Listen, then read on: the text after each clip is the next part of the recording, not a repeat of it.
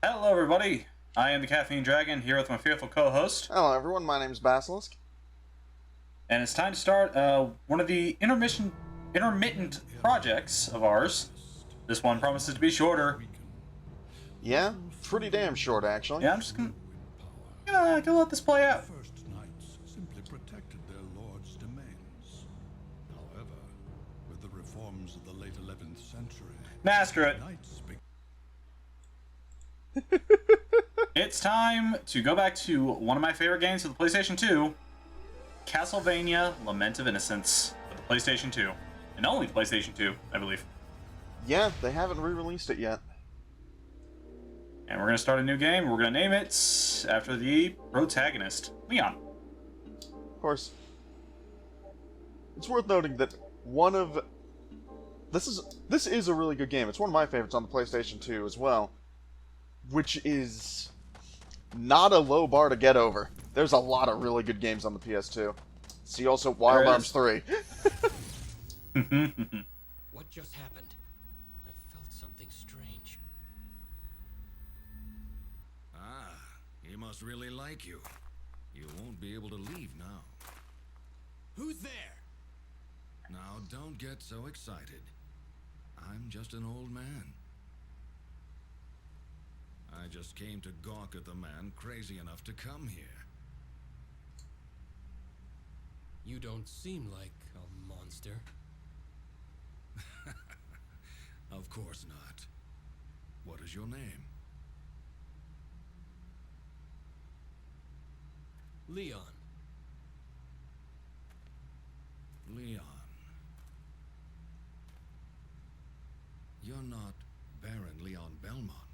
Just Leon Belmont. I have given up my title. And you, old man? Pardon me, Lord Belmont. My name is Rinaldo Gandolfi. You can call me Leon, and I will call you Rinaldo. Don't call me Lord. We're equals now. As you wish. Now, please follow me to my cottage. I want to talk to you. About how long this intro cutscene is. Yeah.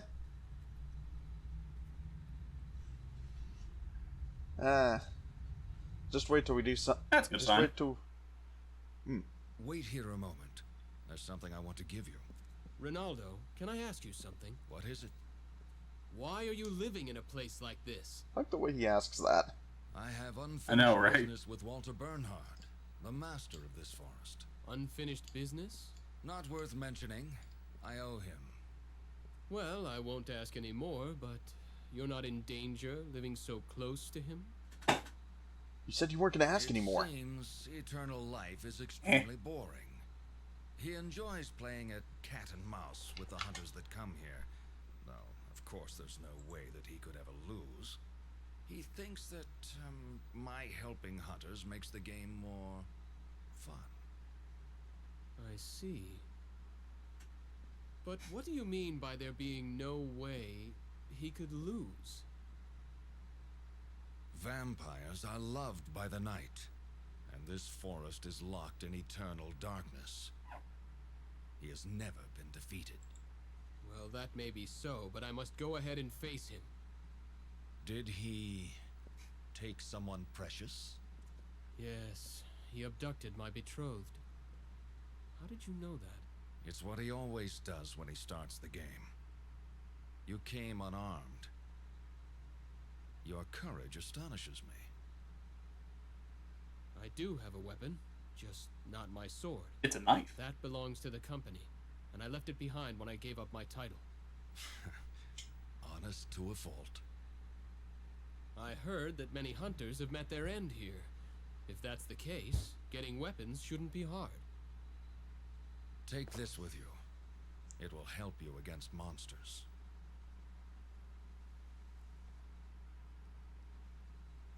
What is this? A whip made with alchemy. It's stronger than any dead man's discarded sword. Alchemy. I'm not familiar with that word. Not surprising. The field experiments with the principles of God's creation of the world. The only person who truly understands it is Matthias. You know Lord Kronkvist? I have known him longer than you have.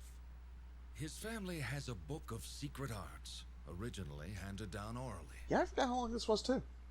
Secret I know, right? arts? I never knew. Of course not. Only a handful of people in this world know about it. There are some who consider alchemy to be heresy. I see. Are you one of them? No. If you are an acquaintance of Matthias, you are trustworthy. I will use this whip with gratitude.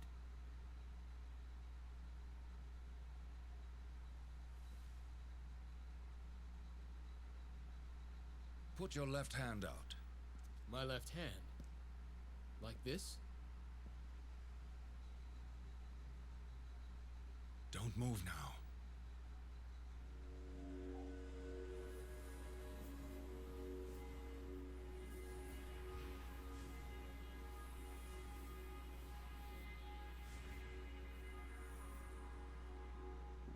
Magic.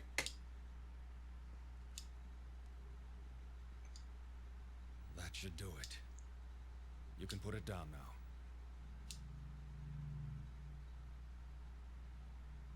What was His hand of his glows The with an awesome gauntlet power. is enchanted now. Its burning grip tells me to defeat Some you. enemies' attacks release a special power. If you block them with the gauntlet, you can gather that power. What can I do with the gathered power? You'll be able to use magical relics by releasing that power. Magical relics. Right. Them PS2 faces. Those who excel in magic can use them. I have cast the spell so that you can use them as well. I have some. You should be able to obtain them in Some. the castle You have as well. one, motherfucker. Nope. No, wait. I He's got two. understand. Maybe? Right now, Oh, I think he only has one. this is all I can do for you. That transition. I know, right? Ronaldo, Why was that transition? Wait a minute. I forgot I to don't tell you know. something. The door leading to his throne is guarded by 5 monsters. so I will need to defeat them first. That's right. That's essentially the test you must pass to fight him. What a bothersome. I told you before. To him, this is a game. I realize that, but If you have troubles, come back here anytime. They won't be free, but I'll keep potions on hand for you. thank you. I appreciate it. And finally, Like how 8 Leon's fucking minutes later, like how Leon's just about to start swearing at Walter. we are in the game. Yeah. And yes, this And, is the... Yeah, no shit. We have nothing. That'll change. But yeah, Leon, our boy here came with a knife. Can't fault his guts. That being said, if we examine the door with the attack button, I don't know why. You've done well to come back. Is there anything Literally you just Bitch, walked I out the door didn't and even came leave. back in. What would you like today? You can buy potion. Yeah, he only has one magical relic. The White Bishop. That's got sacrificial dolls and gems. Lots of gems. And also some potions. Anything Not else? sure why the fuck he has high potions right now. Don't push yourself too hard. Yeah. Anyway. Now, we're going to go ahead and get this out of the way, because we're probably not going to be doing the same thing as was on my original Let's Play. Got a portrait here. Indeed. Right, no camera control. It may be a bit hard to see, but, that is, that's a man by the very barely known title as Koji Igarashi. At some point Indeed. later in the game, we will come back and praise Iga. But for now, into the castle. And yes, for those curious who have seen the show, this is the story of that one Belmont in the painting in season 2. Yep.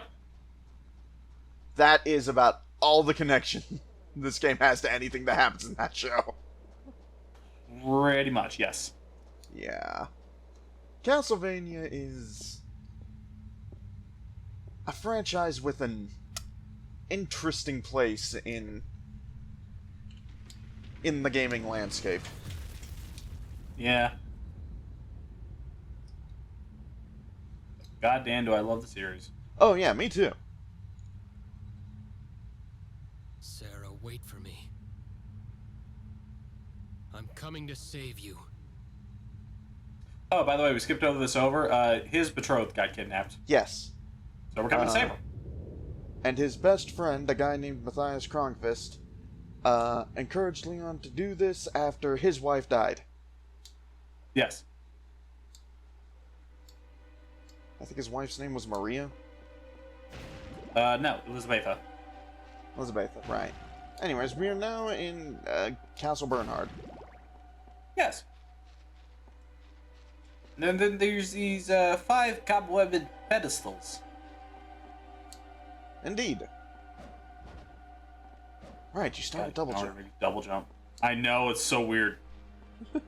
Anyway, if we try to come up here, there's a doorway. Yeah. So those of you familiar with the series are probably thinking of the Metroidvania titles that have been getting the good re-releases lately, or maybe the classic platformers that also got a pretty good re-release and a pretty damn good new entry. This ain't that. Nope. Anyway, we do have a map. Yeah, and it's decent.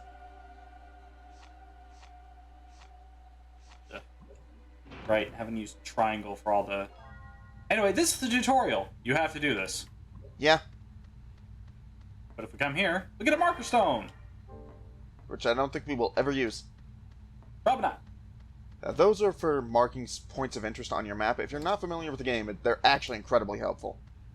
If Yes. you are familiar with the game, They exist. That's about it. Ah, yes. One of the unique mechanics of Lament of Innocence proper, using the whip to grab on the railings. There's marker stone too. This game in particular is a bit closer to something like early Devil May Cry in terms of how it works. Yeah. And more DMC 1 than DMC 3. Yeah. Anyway. So, still good, but if you're expecting high-flying character action shenaniganery, not quite.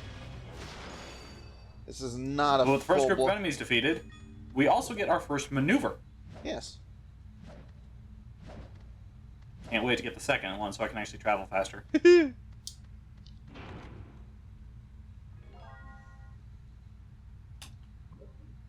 So this teaches us, first and foremost, always explore every fucking room. Yes. I actually straight forgot you had to do this tutorial. It's also worth noting, it says swinging using Leon's whip. That's not quite what you do at any fucking point. No. Anyway, if we come in here, we get the Svarog statue. Those of you that played the Ode to Castlevania DLC for Vampire Survivors, this is a pretty good weapon. And if you haven't played that, you should. I think getting the game and the DLC together is like $10. Yeah. All the DLC. Oh yeah, because all the DLCs. Thank you. Anyway, guarding against purple glowing attacks generates MP. You need MP to use magic relics. Yep. And maybe wondering why I'm not just fighting this guy normally.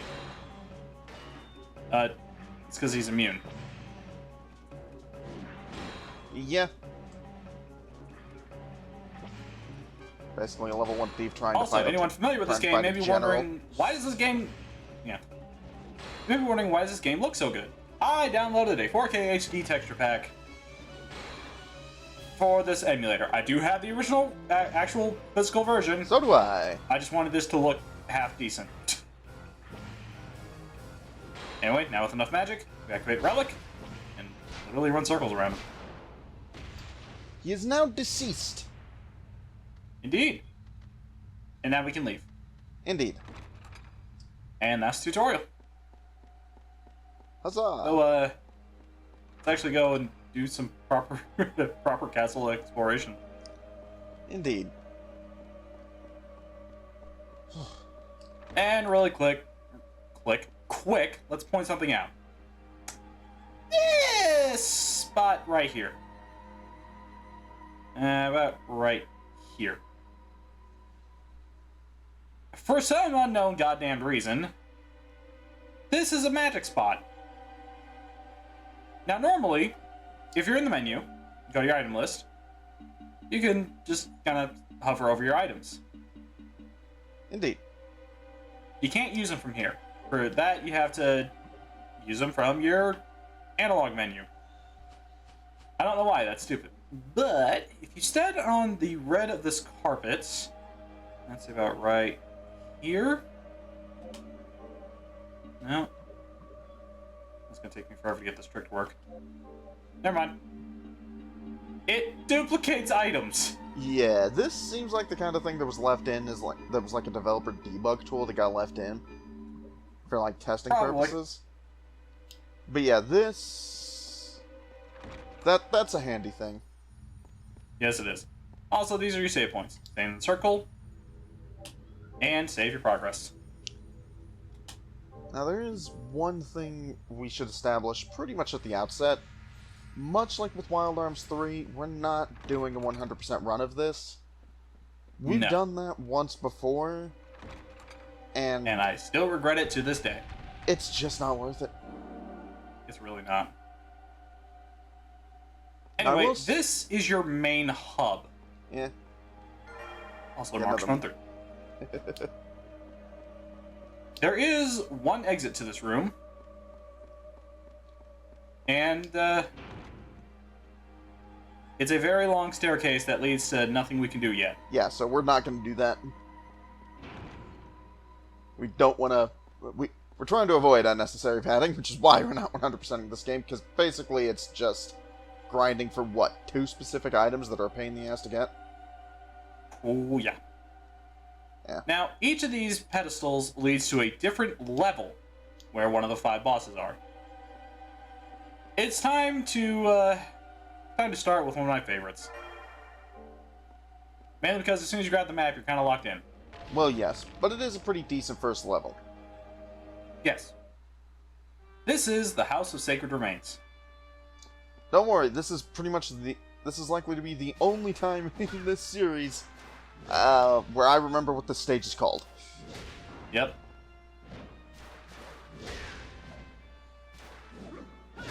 And this will start And a bit there's of... me trying to use advanced combat maneuvers that I don't have access to yet.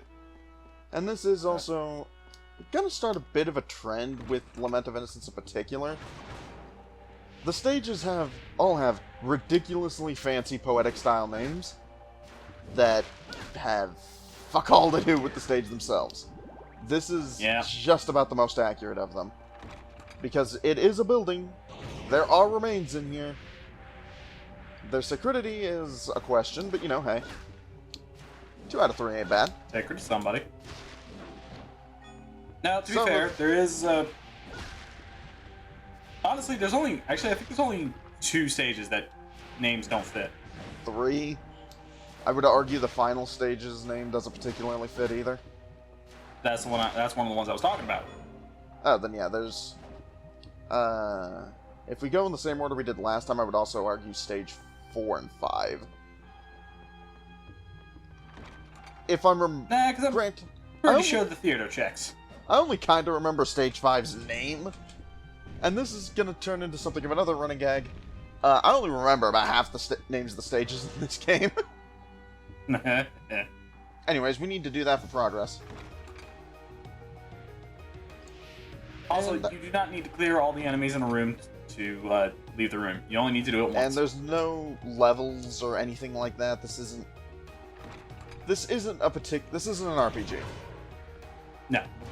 Which makes it... Other Castlevanias, other Metroidvanias, yeah, you can grind for levels to get stronger. The Metroidvanias in general. Not plus this one.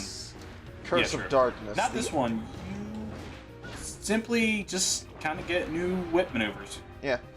And I think you can find, like, health and mana upgrades as per usual, but, like, Oh, yeah. Health ups, mana ups, and heart ups, but... you don't need That's- all of them either. This game isn't particularly difficult. Yeah. As far as like PlayStation 2 games go, this is fairly straightforward. It's not any worse for it, but if you're expecting something like more like modern spectacle fighters or action RPGs, you're a bit too early. Oh, yeah. While Donovan is killing some things, let me pull up some numbers. I know. Lament of Innocence first came out in 2003. What else came out in 2003? Oh, this came out on October 21st, 2003. Almost a Halloween game. Almost. Yeah, alright, let's find our... just the best-selling games from 2003. Ruby and Sapphire, Double Dash, Final Fantasy X-2. Super Mario Advance 4, Mario Party 5, Wind Waker, and Enter the Matrix. Ooh, wow. So yeah, for those of you who aren't familiar with this game and wondered what the hell Donovan was on about when he asked why the game looked so good, when this game came out, this was some cutting-edge tech. Yep. Or some cutting-edge graphics. But yeah, I mentioned earlier, and this is as good time as any to cover it, that Lament of Innocence, or the Castlevania as a franchise, has a interesting place in the history of gaming. Now, even if you haven't played a game with the series, if you're at all familiar with gaming like as a medium, you're probably familiar with this series, at least secondhand. And probably familiar with its most recent animated adaptations as well. So it might surprise you to learn that this game didn't break the top 10 didn't break the top 10 for 2003 for best-selling games in Japan, the US, or in PAL.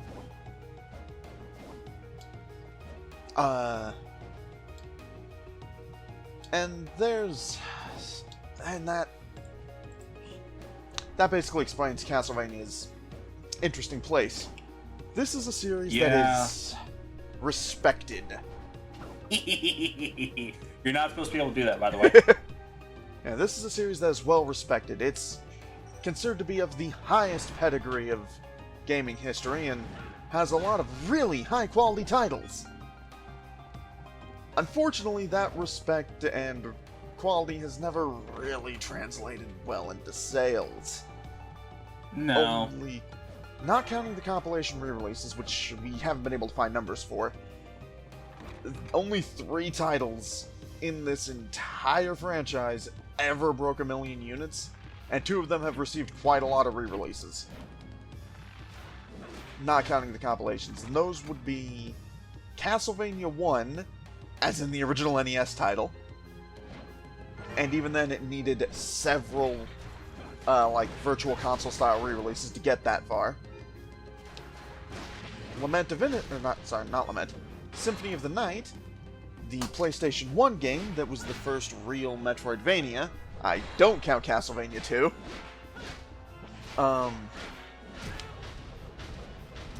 You got slapped. Yeah, no. Which also had several re-releases to get there. And Curse of Darkness, the most divisive game in this series. Or in this franchise. Curse? Sorry. Lords of Shadow. Wow. My brain gave up. Yeah, and Lords of Shadow, which is known mostly for being divisive. Yeah. You might be wondering, how can that be? So, for a number of reasons, there's a couple of reasons for that. One, the series never really took off that well in Japan. I quite know why. Maybe it's the horror aesthetic. Castlevania draws a lot from, like, the Universal monsters. So, that could be it. I know what you're talking about. Another reason could be just that they didn't get into the general style of play. I don't know. I can believe that. And in the West, well, especially by the time Symphony of the Night came out, Castlevania had a problem where its 3D entries didn't quite break ground. Its two N64 entries were Extinct. games. You can play them. They were games. Indeed. To be fair, they're not as Might be up for bad. debate at that point. At some points. They're not as bad as like they're made out in like the Angry Video Game Nerd review. No. But they're still not great.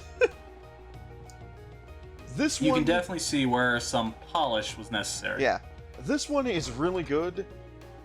Probably the most polished of the 3D entries, but still didn't quite break out. In this case, I'm not really sure why. Marketing push, maybe? Probably. Yeah. So, Castlevania was mostly known for 2D games, which are usually the realm of spin-offs, and in the West didn't do as well as 3D games, especially because all the 2D games were on portable handhelds.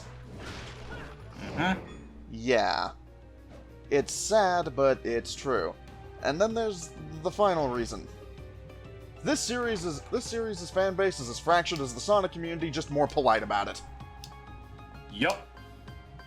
There's basically 5 groups now, probably, of Castlevania fans.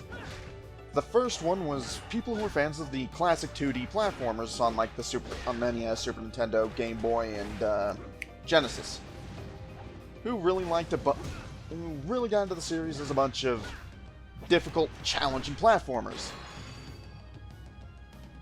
And then when Lament of Innocence, fuck. Can you tell I like talking about this game? Yeah, Symphony of the Night came out. They reacted to it by basically accusing it of dumbing down the franchise for dumb babies. Then there was the Metroidvania fans that started with Lament of Innocence, who really didn't see the... Sorry, Symphony of the Night. I can't talk. Words are hard. Wow. A not useless broken. Rosario. It was useful. Yeah. Donovan used to only get those things from the last enemy of the room. It was hilarious. Yeah. It'll probably start up again at some That's point. still. Yeah, probably. But yeah, Metroidvania fans looked at the original series of platformers as clunky, outdated, and obnoxiously difficult. With some accuracy, I'll admit. Mm-hmm. Especially Castlevania 3. Sorry, I have commitment issues. I don't like being married to my jump arc. Yeah. Bit of context for that. Donovan isn't a particularly big fan of the Classicvanias. I actually like them quite a bit.